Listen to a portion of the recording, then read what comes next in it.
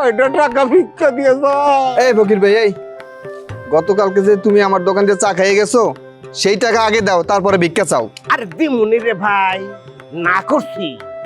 কয়টা দিন ভালো মতো কিছু দিন আর ইনকাম করে লই, ভাঙ্গাইয়া সব টাকা পরিশোধ করে দেবো। তা তোমরা এখন কোথায় রওনা করছো? আমরা ওই দিনারের খুনির বাড়িতেই যাইতেছি। হ্যাঁ? তাই নাকি? ও সাকাত দিতে নাকি? এই নিমেতা, তোমার কি আক্কেল জ্ঞান বলতে কিছু নাই? এই কথা আর ঘন লাগলো কেন? হ্যাঁ, কেন কি হয়েছে? সে জানলেই অসুবিধা নেই। এমনিতে গ্রামের কেওয়াজ সকল মানুষ যেয়ে ওইখানে হাজির হবে। ও যাই তো এখানে যাই ভিক্ষা চাওয়া শুরু করে দেবে। ও এইভাবে তো ভেবে দেখি নাই। এই এই এই এই তোমরা আবার আমার রেখে যাওয়া শুরু করছো নাকি? আমার একটু লগে নিয়ে যাও। অন্ধ মানুষ তোমার লগে তো তাল মিলাইতে পারুম না। ধরো আমারে ধরো। এই শোনো, আমাকে তারা আছে, এই জন্য আমরা তাড়াতাড়ি যাইতেছি, তুমি আস্তে ধীরে পরে আহো। আচ্ছা ঠিক আছে, যা।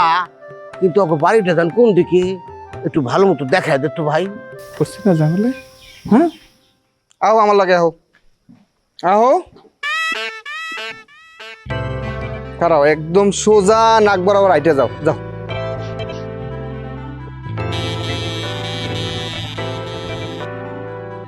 এই শয়তানগুলা কি আমার লগে মজা নিতেছে নাকি?